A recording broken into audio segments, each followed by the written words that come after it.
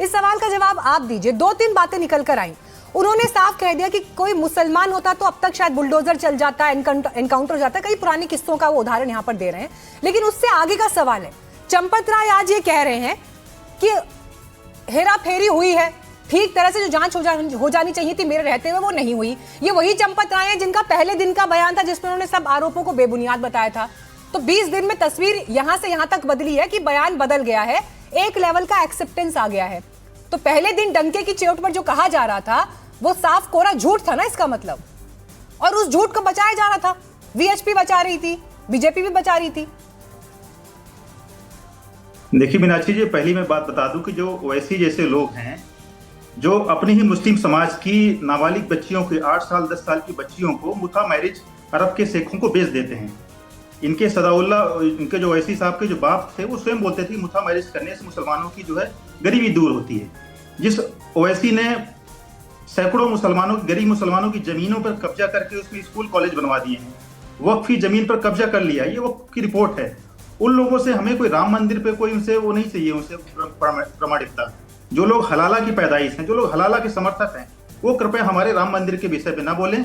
उस पर हम लोग सब सक्षम हैं, सरकार सक्षम है, ट्रस्ट सक्षम है, उस पर लगातार कार्रवाई हो रही है। जो चोर थे, जो कर्मचारी इस देश की संसद में, एक सेकंड, असदुद्दीन ओवैसी इस देश की संसद में चुनकर आए हुए सांसद प्रशांत उमराव जी, एक सेकंड शादाब जी रुकिए, एक सेकंड रुकिए, आप बोल चुके हैं अपनी बात। इस तरह से बात नहीं, प्रशांत जी मेरी बात सुनिए, एक सेकंड मेरी बात सुनिए आप पहले, एक सेकंड शादाब जी को ऑर्डर डाउन करिए।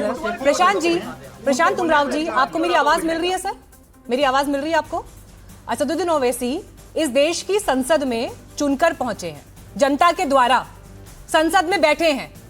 ऑपरेशन सिंदूर पर जब पूरी दुनिया में बात रखनी थी, भारत का पक्ष रखना था, प्रधानमंत्री नरेंद्र मोदी ने जो डेलीगेशन बनाया था उस डेलीगेशन में उनके द्वारा चयनित व्यक्ति हैं असदुद्दीन ओवैसी। तो आज की इस डिबेट को हम इस तरह की बहस में ना उलझाएं तो बहुत अच्छा होगा।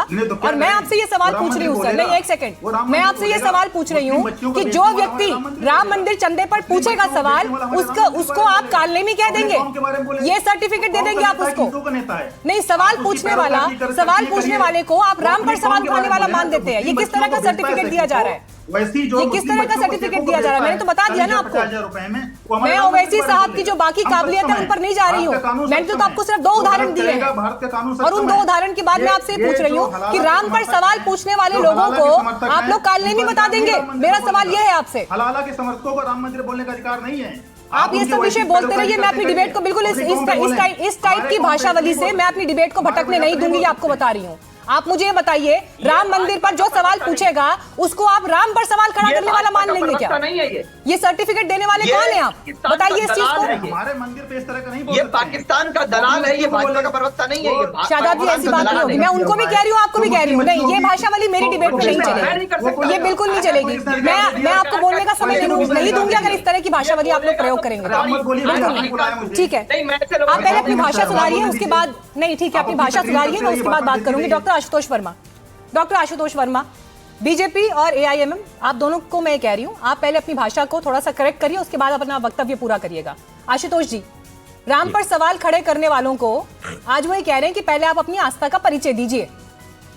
आपकी पॉलिटिकल जर्नी जो रही है ओवर द इयर्स, उनमें राम भक्तों को गोली चलाने वाले विषय का मुद्दा बार बार वो उठा रहे हैं। मेरा सवाल सर आपसे ये है कि क्या ये विषय आज की तारीख में अब राजनीतिक नैरेटिव का ज्यादा बनता जा रहा है? देखिए, राजनीतिक नैरेटिव इस देश में कोई भी ऐसा मुद्दा नहीं है जिसमें राजनीति नहीं होती है। अगर वो कहता है कि कोई मुद्दा राजनीति से अलग है तो वो अपने आप को धोखे में रख रहा है। और राजनीति क्यों नहीं होगी? जब आपने सारा श्रेय इस बात पे लिया कि हमने राम मंदिर बनाया, हमने ये कर दिया, 300 साल 500 साल रामलला टेंट में थे और ये थे वो थे, तो जब आप श्रेय ले रहे हैं तो आलोचनाओं के लिए भी आपको तैयार रहना पड़ेगा। और शुरुआत भारतीय जनता पार्टी के लोगों ने भी तो की थी। लेकिन सर ये भी तो है ना कि आपकी पॉलिटिक्स को ये विषय सूट करता है। बीजेपी को घेरने का एक अवसर आपको मिला है और इसीलिए अब ये पॉलिटिकल बयान हर रोज जिस तरह से दिए जा रहे हैं, क्योंकि एक तरफ जांच चल रही है, ये भी तो उतना ही सच है ना, जांच के नतीजे का तो वेट करना पड़ेगा। मीनाक्षी जी 1 मिनट रुकिए। विपक्ष यहाँ पर लड्डू खाने के लिए तो बैठा नहीं है कि आप कहें कि हम बैठ जाएं। अभी तक वाकई उसने बिल्कुल सही कहा, अगर कोई अब्दुल या उस्मान होता तो तो अब तक बुलडोजर चल गया होता, अब तक उसके घर गिर गए होते, इनकाउंटर हो गया होता, कुर्की हो गई होती। दूसरी बात, हम किस चीज का इंतजार करें? 2024 में ये प्राण प्रतिष्ठा हुई है, 2021 में 19 में इसका सुप्रीम कोर्ट ने इसमें जजमेंट दिया है, और 21 से वहां पे जमीनों की हेरा फेरी शुरू हो गई है। इसी चंपत राय ने एक जमीन को आधे घंटे के अंदर 2 करोड़ से लेके 20 करोड़ में बेचा। समाजवादी पार्टी के विधायक ने प्रेस कॉन्फ्रेंस करके सबूत दिए, रजिस्ट्री दिखाई, SIT बैठा ली गई। आज 5 साल हो गए, उस SIT का क्या हुआ जरा पूछिएगा। पूरे हमारे लोगों के सोर्स के मुताबिक उत्तर प्रदेश में 89 SITs इस समय चल रही है पिछले 10 सालों में, एक का भी आज तक जवाब नहीं आया। 10 साल हो रहे हैं। इन चंदा चोरों से उम्मीद करते हो। अभी एक नया खुलासा हुआ है, आपके माध्यम से बता रहे हैं कि चंपत राय के ऊपर 400 सिक्योरिटी गार्ड लगे हुए थे। ये बड़ी खबर निकल कर आ रही है। ठीक है, सूर्य मैथिल जी, जिनका एनुअल पेमेंट 12 करोड़ रुपए था, और ये 12 करोड़ रुपए इस बात पे दिया जाता था कि चंपत राय के ऊपर सिक्योरिटी रखी जाए, और ये पूरा पैसा यहां से लेके किन किन आकाओं के पास जाता था, उनकी सिक्योरिटी। सूर्य मैथिल जी, आप सोचिए। अब बड़ा सवाल निकल कर ही आ रहा है कि देखिए, छोटी मछलियों पर के ऊपर FIR हुई, उनकी गिरफ्तारियां हुई, लेकिन बड़े लोगों को क्या बचाया जा रहा है, ये जांच को लेकर एक बड़ा प्रश्न चिन्ह यहां पर लगा हुआ है। मैं बिल्कुल इस बात से इत्तेफाक नहीं रखती जिस तरह की भाषावली का प्रयोग अभी बीजेपी के प्रवक्ता ने किया, और इसीलिए मैं थोड़े से बड़े पर्सपेक्टिव में बात करना चाहती हूँ। सवाल उठाने वालों को टारगेट करना, विसल ब्लोअर को टारगेट करना, क्या आप वो शत्रुमुर्ग की तरह बिहेव कर रहे हैं जो रेत में गर्दन घुसा लेता है आगे संकट देखकर? बड़ा सवाल यह है कि यहां इतने बड़े प्रश्न चिन्ह अगर लग गए हैं, तो यहां के बाद कम से कम आप एक ऐसी मिसाल कायम करिए, लोगों के भीतर ऐसा भरोसा जताइए, क्योंकि इसी तस्वीर का दूसरा पहलू यह है कि दान और ज्यादा चढ़ रहा है मंदिर में। इसी तस्वीर का दूसरा पहलू यह भी है, नहीं भूलना चाहिए। तो विश्वास की बहाली करिए, जो गलतियां हुई हैं उन्हें सुधार करिए, लेकिन पहले एक्सेप्ट तो करिए। स्वीकार ही नहीं किया जा रहा यहां पर। सूर्य मैथिल जी। धन्यवाद मीनाक्षी जी। मैं पहले तो आपको, पूरे देश को भारत माता की जय और वंदे मातरम और जय श्री राम।